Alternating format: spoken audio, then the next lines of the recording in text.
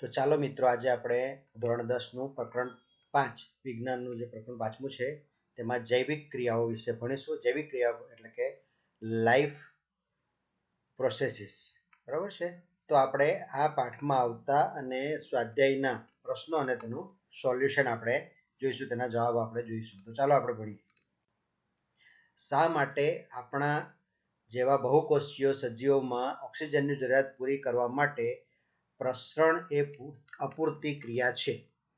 તો આપણા જેવા બહુકોષી પ્રાણીઓમાં બધા કોષો આસપાસના પર્યાવરણ સાથે સીધા સંપર્કમાં હોતા નથી. શરીર રચના વધુ જટિલ તેમજ શરીરનું કદ મોટું છે. આથી સદા પ્રસરણ દ્વારા બધા કોષોને જરૂરિયાતનો ઓક્સિજન મોકલી શકાય નહીં. એક ગણતરી મુજબ આપણા ફેફસામાંથી ઓક્સિજનના એક અણુને પગના અંગૂઠા સુધી પ્રસરણ દ્વારા પહોંચાડવા માટે આશરે 3 વર્ષ જેટલો સમય લાગી શકે છે. આથી આપણા જેવા બહુકોષીય સજીવોમાં ઓક્સિજનની જરૂરિયાત પૂરી કરવા માટે પ્રસરણ એ અપૂરતી પ્રક્રિયા છે અથવા અપૂરતી ક્રિયા છે. આગળ, કોઈ વસ્તુ જીવંત છે તેમ નક્કી કરવા માટે આપણે કયા માપદંડનો ઉપયોગ કરીશું? તો કોઈ વસ્તુ સજીવ છે અથવા જીવંત છે તે નક્કી કરવા માટે હલનચલન, વૃદ્ધિ, શ્વાસોચ્છ્વાસ, કોષ રચના વગેરે માપદંડનો આપણે ઉપયોગ કરીશું. કોઈ સજીવ દ્વારા કઈ બાહ્ય કાચી સામગ્રીનો ઉપયોગ કરાય છે? તો જે સજીવ દ્વારા બાહ્ય કાચી સામગ્રીનો ઉપયોગ કરાય છે તે આ પ્રમાણે છે. બાહ્ય કાચી સામગ્રીઓ અને તેનો ઉપયોગ. તો પહેલું છે CO2 અને H2 એટલે કાર્બન ડાયોક્સાઇડ અને પાણી. તો વનસ્પતિઓ દ્વારા પ્રકાશ સંશ્લેષણમાં તેનો ઉપયોગ થાય છે. પછી કાર્બન આધારિત ખાદ્ય સ્ત્રોત અને બીજું છે O2 એટલે કે ઓક્સિજન. તો જારક સજીવો દ્વારા શ્વસનમાં તેનો ઉપયોગ થાય છે. હવે આગળ, જીવન ટકાવી રાખવા માટે તમે કઈ ક્રિયાઓને જરૂરી ગણશો? તો જીવન ટકાવી રાખવા માટે જરૂરી ક્રિયાઓ પોષણ, શ્વસન, વહન, ઉત્સર્જન, વૃદ્ધિ, આવયે ગતિ વગેરે છે. સ્વયંપોષી પોષણ અને વિષમપોષી પોષણ વચ્ચે શું તફાવત છે? સ્વયંપોષી પોષણ અને વિષમપોષી પોષણ. તો તે લીલી વનસ્પતિઓ અને કેટલાક જીવાણુઓમાં જોવા મળે છે, જ્યારે વિષમપોષી પોષણ તે પ્રાણીઓમાં અને ફૂગમાં જોવા મળે છે. આ પ્રકારના પોષણમાં અકાર્બનિક દ્રવ્યો CO2 અને H2O નો ઉપયોગ કરી ખોરાકનું સંશ્લેષણ થાય છે. આ પ્રકારના પોષણમાં અન્ય સજીવોમાંથી ખોરાકનો ઉપયોગ થાય છે. આ પોષણ માટે પ્રકાશ સંશ્લેષણ અગત્યની પ્રક્રિયા છે, જ્યારે આમાં આ પોષણ માટે ખોરાકની પાચન ક્રિયા અગત્યની છે. હવે આગળ, પ્રકાશ સંશ્લેષણ માટે આવશ્યક કાચી સામગ્રી વનસ્પતિ ક્યાંથી પ્રાપ્ત કરે છે? તો પ્રકાશ સંશ્લેષણ માટે આવશ્યક કાચી સામગ્રી CO2 એટલે કે જે CO2 છે કાર્બન ડાયોક્સાઇડ વનસ્પતિઓ તે વાતાવરણમાંથી પ્રાપ્ત કરે છે, જ્યારે H2O વનસ્પતિના મૂળ ભૂમિમાંથી શોષણ કરે છે અને ઉર્જા એ વનસ્પતિ સૂર્યમાંથી પ્રકાશ સંશ્લેષણથી પ્રાપ્ત કરે છે. આપણા જઠરમાં એસિડની શું ભૂમિકા છે? જઠરમાં એસિડની ભૂમિકા અથવા કાર્ય આ પ્રમાણે છે. ખોરાક સાથે જઠરમાં દાખલ થયેલા બેક્ટેરિયા અને અન્ય સૂક્ષ્મજીવોનો નાશ કરે છે. જઠરમાં એસિડિક માધ્યમ જાળવે છે. પેપ્સિન ઉભેચકની પ્રક્રિયામાં મદદરૂપ થાય છે અને અદ્રાવ્ય ક્ષારોને ઓગાળે છે. હવે પાચક ઉત્સેચકોનું કાર્ય શું છે? તો પાચક ઉત્સેચકો ખોરાકના જટિલ ઘટકો એટલે કે કાર્બોદિત, લિપિડ, પ્રોટીનનું સાદા દ્રાવ્ય અને શોષણ થઈ શકે તેવા સ્વરૂપમાં વિઘટન એટલે કે પાચન કરે છે. હવે પાચિત ખોરાક કે પદાર્થોના અભિશોષણ માટે નાના આંતરડા એટલે કે શેષાંત્રમાં કેવી રચનાઓ આવેલી છે? તો નાનું આંતરડું લાંબી નલિકામય રચના છે. તેના અંદરના અસ્તરમાં આંગળીમય પ્રવર્ધા જેવા રસાંકુરો આવેલા છે. તે રુધિરવાહિની યુક્ત અને અભિશોષણ માટે સપાટીનું ક્ષેત્રફળ વધારે છે. શ્વસન માટે ઓક્સિજન પ્રાપ્ત કરવાની ક્રિયામાં એક જળચર પ્રાણીની તુલનામાં સ્થળચર પ્રાણીને શું લાભ છે? તો હવામાં રહેલા ઓક્સિજનના પ્રમાણ કરતાં પાણીમાં દ્રાવ્ય ઓક્સિજનનું પ્રમાણ ખૂબ જ ઓછું હોય છે. તેથી સ્થળચર પ્રાણીઓ જળચર પ્રાણીની તુલનામાં શ્વાસ દર નીચો એટલે કે ધીમો રાખીને પોતાની ઓક્સિજનની જરૂરિયાત સંતોષી શકે છે. હવે ભિન્ન પ્રાણીઓમાં ગ્લુકોઝ ના ઓક્સિડેશન વડે ઉર્જા પ્રાપ્ત કરવાના વિવિધ પરિપથો કયા છે? તો ગ્લુકોઝના ઓક્સિડેશનથી ભિન્ન સજીવોમાં ઉર્જા પ્રાપ્ત કરવાના 3 મુખ્ય પરિપથો છે. અહીંયા 3 મુખ્ય પરિપથો. ગ્લુકોઝ એ કોષમાં પાયરુવેટ થઈને અહીંથી ગ્લુકોઝની હાજરીમાં આ રીતે ઉર્જા પ્રાપ્ત કરે છે. પછી જ્યારે ઓક્સિજનનો અભાવ હોય ત્યારે લેક્ટિક એસિડની ઉર્જામાં પ્રાપ્ત કરે છે અને ઓક્સિજનની હાજરીમાં કાર્બન ડાયોક્સાઇડ, પાણી અને ઉર્જા પ્રાપ્ત કરે છે. મનુષ્યમાં ઓક્સિજન અને કાર્બન ડાયોક્સાઇડનું પરિવહન કેવી રીતે થાય છે? તો મનુષ્યમાં શ્વસન રંજક દ્રવ્ય હિમોગ્લોબિન ઓક્સિજન માટે ઊંચી બંધન ક્ષમતા ધરાવે છે. તેથી ઓક્સિજનનું પરિવહન હિમોગ્લોબિન દ્વારા થાય છે. કાર્બન ડાયોક્સાઇડ પાણીમાં વધારે દ્રાવ્ય છે. તેથી મનુષ્યમાં તેનું પરિવહન રુધિરમાં દ્રાવ્ય અવસ્થામાં થાય છે. વાર્તા વિનિમય માટે માનવ ફેફસામાં મહત્તમ ક્ષેત્રફળ પ્રાપ્ત થાય એ માટે કઈ રચનાઓ છે? તો વાર્તા વિનિમય માટે માનવ ફેફસામાં મહત્તમ ક્ષેત્રફળ પ્રાપ્ત થાય તે માટેની રચનાઓ વાયુકોષ્ઠ અને તેની ફરતે રુધિર કેશિકાઓ છે. માનવમાં વહન તંત્ર કે પરિવહન તંત્રના ઘટકો કયા છે? આ ઘટકોનું કાર્ય શું છે? તો માનવમાં પરિવહન તંત્રના ઘટકો અને તેનું કાર્ય તો રુધિર, બરાબર. એમાં રુધિર રસ છે. પેલું છે રુધિર, તો એમાં રુધિર રસ. તો રુધિર રસનું કાર્ય શું? વિવિધ દ્રવ્યોના વહન માટે પ્રવાહી માધ્યમ, ખોરાક, CO2, ક્ષારો અને નાઇટ્રોજન યુક્ત ઉત્કર્ષ દ્રવ્યોનું વહન કરવાનું છે. પછી બીજું છે રક્તકણ એટલે કે રાતા રુધિર કોષો. તેનું કાર્ય શું છે? તો કે O2 એટલે કે ઓક્સિજનનું વહન કરવું. ત્રીજું છે શ્વેતકણ એટલે કે શ્વેત રુધિર કોષો. તો એનું કાર્ય શું છે? રોગકારકો સામે લડવાનું અને પ્રતિકારકતા. ચોથું શું છે? ત્રાકકણ. તો ત્રાકકણનું કાર્ય શું છે? તો રુધિર બીજા સ્થાને રુધિર ગંઠાઈ જવાની ક્રિયા કરવાનું કાર્ય છે. પછી હવે આમાં બીજું હૃદય. તો હૃદયનું કાર્ય શું છે? તો કે રુધિરના પંપ તરીકે કાર્ય કરે છે. પછી ત્રીજું છે રુધિર વાહિનીઓ. તો રુધિર વાહિનીઓમાં પેલું ધમનીઓ. તો હૃદયથી અંગો તરફ રુધિરનું વહન કરવાનું, હૃદયથી અંગો તરફ લઈ જાય. પછી શિરાઓ, તો વિવિધ અંગોથી હૃદય તરફ રુધિરનું વહન કરવાનું.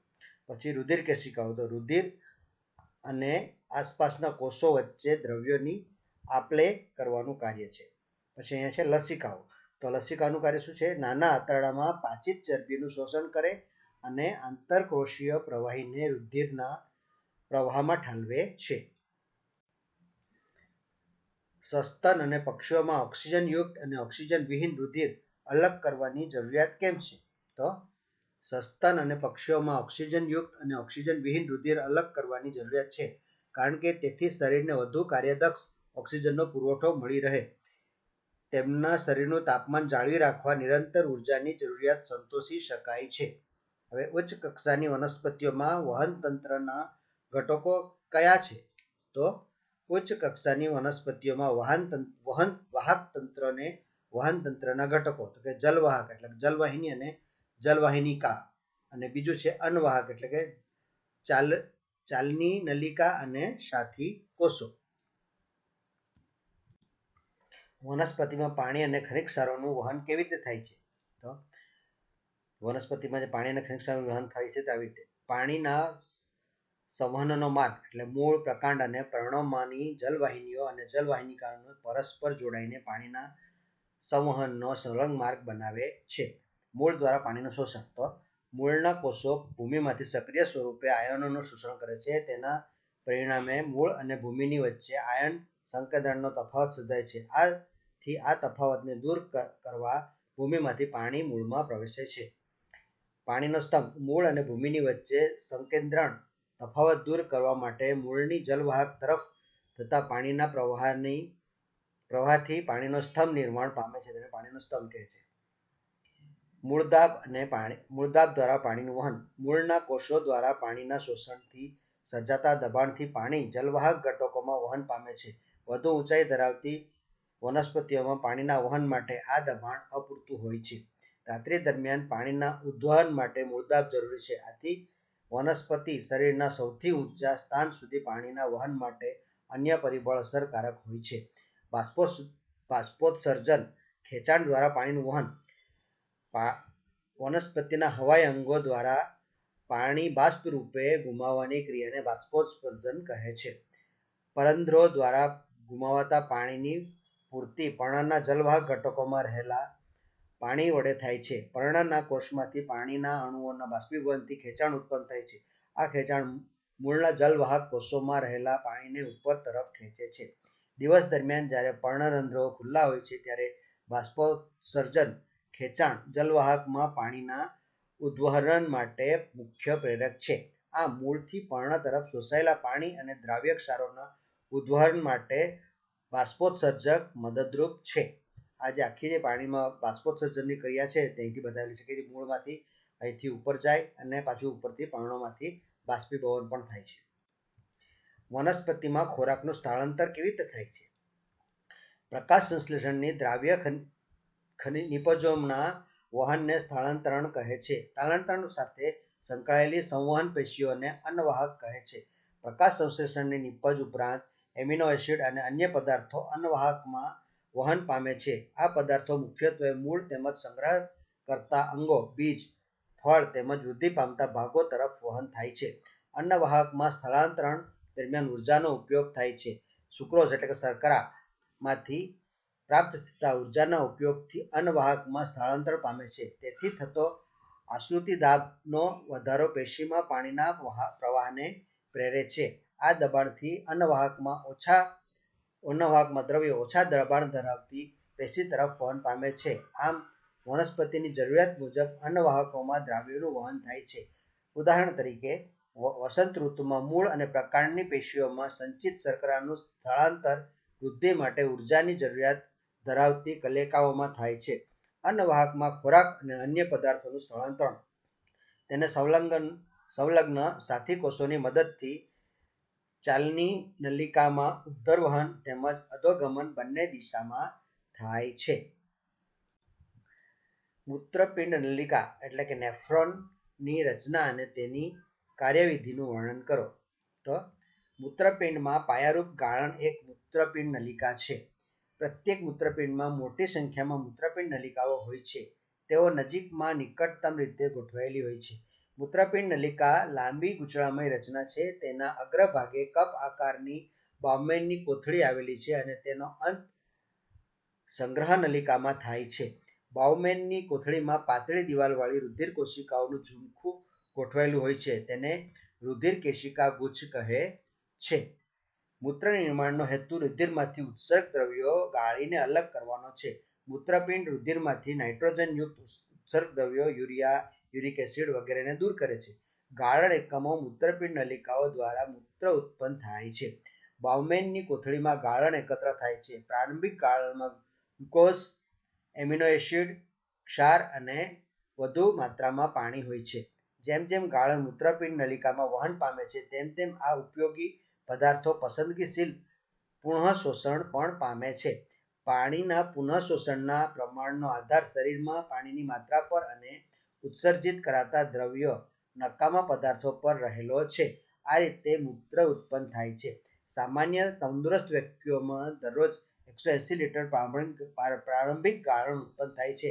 આમ છતાં ઉત્સર્જન મૂત્રનું કદ 1 કે 2 લીટર પર દિવસ એટલે કે એક દિવસનું 1 થી 2 લીટર હોય છે. બાકીનું ગાળણ મૂત્રપિંડ નલિકાઓમાં પુનઃશોષણ થાય છે. આ જે મૂત્રપિંડ નલિકાનો ઉત્સર્ગ એકમ છે એની આખી આકૃતિ અહીંયા સમજાવેલી છે. ઉત્સર્ગ પદાર્થોથી છુટકારો મેળવવા માટે વનસ્પતિઓમાં કઈ રીતો કે પદ્ધતિઓનો ઉપયોગ થાય છે?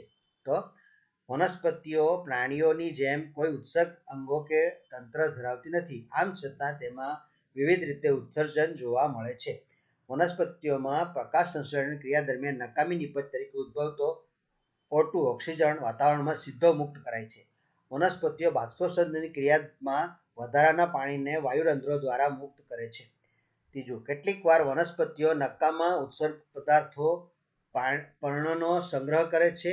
છેવટે આ પર્ણો ખરી પડે છે. કેટલીક વનસ્પતિઓ નકામા પદાર્થોનો સંગ્રહ કોષીય રસધાનીઓમાં કરે છે. વનસ્પતિઓ અન્ય નકામા પદાર્થો સ્ફટિકો, રેઝિન એટલે કે રાળ અને ગુંદરનો જૂની જલવાહક પેશીઓમાં સંગ્રહ કરે છે.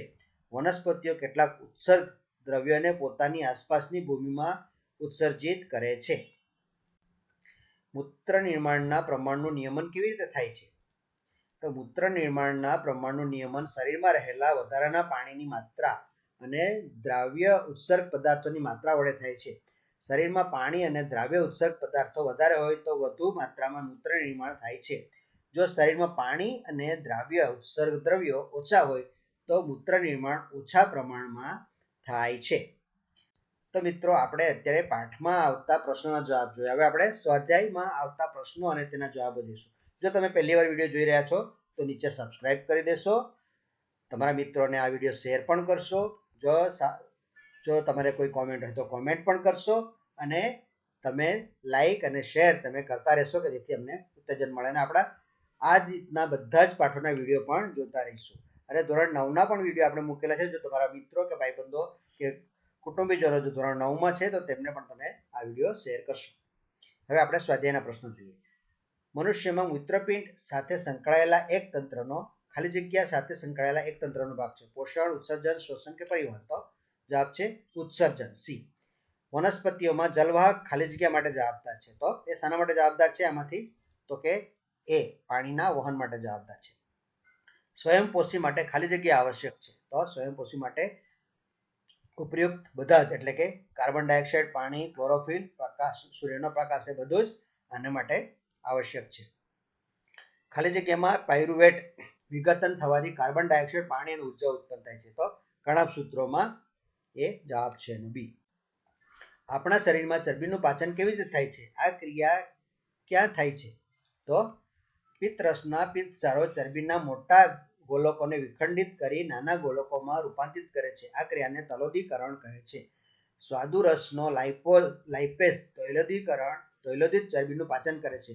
અંતે આંત્રરસના લાઇપેસ વડે ચરબીનું ફેટી એસિડ અને ગ્લિસરોલમાં રૂપાંતર થાય છે. આ પ્રક્રિયા નાના આંતરડામાં થાય છે. છઠ્ઠું, ખોરાકમાં પાચનમાં લાળ રસની ભૂમિકા શું છે? તો લાળ રસમાં એમાઇલેઝ ટાઇલિન ઉત્સેચક હોય છે. તે ખોરાકના સ્ટાર્ચનું શર્કરામાં પાચન કરે છે. એટલે કે સ્ટાર્ચ એ જટિલ કાર્બોદિત છે, એમાં લાળ રસ એમાઇલેઝ ભળવાથી માલ્ટોઝ એટલે કે શર્કરા બને છે. સ્વયંપોષી પોષણ માટે જરૂરી પરિસ્થિતિઓ કઈ છે અને તેમની નિપજો કઈ છે? તો સ્વયંપોષિત પોષણ માટે જરૂરી પરિસ્થિતિ કે ક્લોરોફિલની હાજરી, પ્રકાશ શક્તિનું શોષણ, પાણીના અણુનું વિઘટન અને કાર્બન ડાયોક્સાઇડનું કાર્બોદિતમાં રિડક્શન.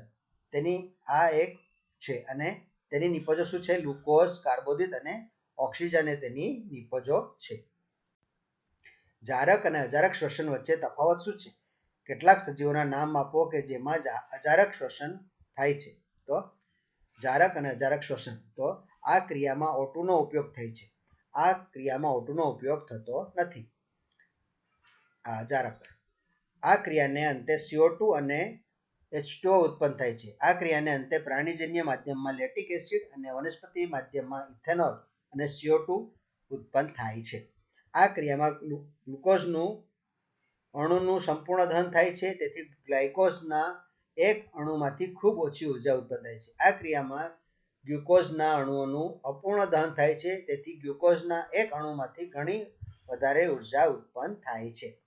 આ ક્રિયાનો પ્રથમ તબક્કો કોષરસમાં થાય છે, જ્યારે બાકીનો તબક્કો કણાભ સૂત્રમાં થાય છે.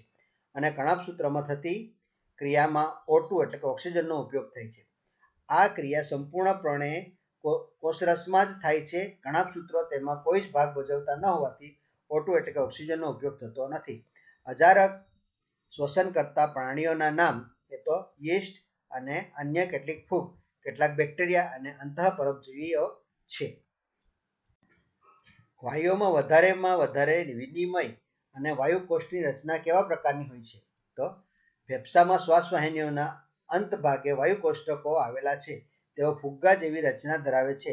તેમની પાતળી દિવાલ પર રુધિર કોશિકાઓની વિસ્તૃત જાળી રૂપે ગોઠવણી વાયુઓના વધારેમાં વધારે વિનિમય માટે વિસ્તૃત સપાટી પૂરી પાડે છે. 10મું, આપણા શરીરમાં હિમોગ્લોબિનની ઉણપને પરિણામે શું થઈ શકે છે? તો આપણા શરીરમાં હિમોગ્લોબિનની ઉણપને પરિણામે રોગકારક અવસ્થાને પાંડુરોગ એટલે કે એનિમિયા કહે છે. તેના પરિણામે આપણા શરીરના કોષીય શ્વસન માટે પૂરતો O2 ઓક્સિજન મળતો નથી. પરિણામે ઓછી શક્તિ પ્રાપ્ત થાય છે. આ સ્થિતિમાં અશક્તિ, થાક, કંટાળો વગેરે જોવા મળે છે. મનુષ્યમાં રુધિરનું બેવડું પરિવહનની વ્યાખ્યા આપો. તે શા માટે જરૂરી છે? મનુષ્યમાં દરેક ચક્ર દરમિયાન રુધિર હૃદયમાંથી 2 વખત પસાર થાય છે તેને રુધિરનું બેવડું પરિવહન કહે છે. વિવિધ અંગોમાંથી એકત્ર થતું ઓક્સિજન વિહીન રુધિર અને મહારાજ શિરા દ્વારા જમણા કર્ણકમાં આવે છે ત્યારે જમણા ક્ષેપક દ્વારા રુધિર ફેફસામાં લઈ જવામાં આવે છે. ફેફસામાંથી ઓક્સિજનયુક્ત રુધિર ડાબા કર્ણકથી ડાબા ક્ષેપક અને અંતે મહાધમની દ્વારા અંગો તરફ જાય છે. મનુષ્ય શરીરની વધુ ઉર્જાની જરૂરિયાત માટે ઓક્સિજનનો વધુ કાર્યદક્ષ પુરવઠો શરીરને પૂરો પાડવા બેવડું પરિવહન જરૂરી છે. જલવાહક અને અનવાહક પદાર્થોના વહન માટે વચ્ચે શું તફાવત છે? તો જલવાહક અને અનવાહક પાણી અને ખનિજ દ્રવ્યોનું વહન થાય છે, જ્યારે અનવાહકમાં મુખ્યત્વે સુક્રોઝ કાર્બોદિત સ્વરૂપે ખોરાકનું સ્થળાંતર થાય છે. તેમાં વહન માટે બાષ્પોત્સર્જનથી સર્જાતું ખેંચાણ બળ મુખ્ય પ્રેરક બળ હોય છે. તેમાં સ્થળાંતર માટે આશ્રુતિ દબાણ જવાબદાર છે. જલવાહકમાં તેમાં દ્રવ્યોના વહન માટે સામાન્ય રીતે એટીપીનો ઉપયોગ થતો નથી. તેમાં સ્થળાંતર માટે એટીપીનો ઉપયોગ થાય છે. જલવાહિની અને જલવાહિનીકી વહનમાં સંકળાયેલા હોય છે. ચાલની નલિકા અને સાથી કોષો સ્થળાંતરમાં સંકળાયેલા હોય છે.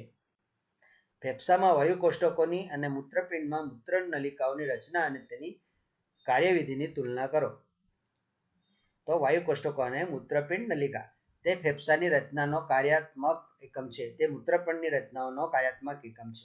તે શ્વાસ વાહિનીઓના છેડે આવેલી ફુગ્ગા જેવી રચના છે. તે લાંબી ગૂંચળામય નલિકા જેવી રચના છે. તેના અગ્રભાગે બાઉમેનની કોથળી હોય છે. તે શ્વસન વાયુઓની આપલે માટેની સપાટી પૂરી પાડે છે. તે રુધિરનું ગાળણ કરી નાઇટ્રોજનયુક્ત ઉત્કટ દ્રવ્યો દૂર કરે છે. તેની દિવાલ પર રુધિરકેશિકાઓની વિસ્તૃત જાળીરૂપ રચના હોય છે. તેના બાઉમેનની કોથળી ભાગે રુધિરકેશિકા ગુચ્છ અને નલિકામય ભાગે રુધિરકેશિકા જાળ હોય છે. તો અહીં આપણું આ સ્વાધ્યાય પૂરું થાય છે. હવે પછીનું પ્રકરણ આપણે ભણીશું પ્રકરણ નંબર 9 પ્રકાશ, પરાવર્તન અને વક્રીભવન એ આપણે ભણીશું. અત્યાર સુધી તમે વિડીયો સબસ્ક્રાઇબ નથી કર્યો તો સબસ્ક્રાઇબ કરી દેશો ચેનલને. તમે આપણે ધોરણ 10ના બધા જ વિજ્ઞાનના પાઠો આપણે જોઈશું. તો લાઈક કરશો, સબસ્ક્રાઇબ કરશો અને તમારા મિત્રોને શેર કરશો.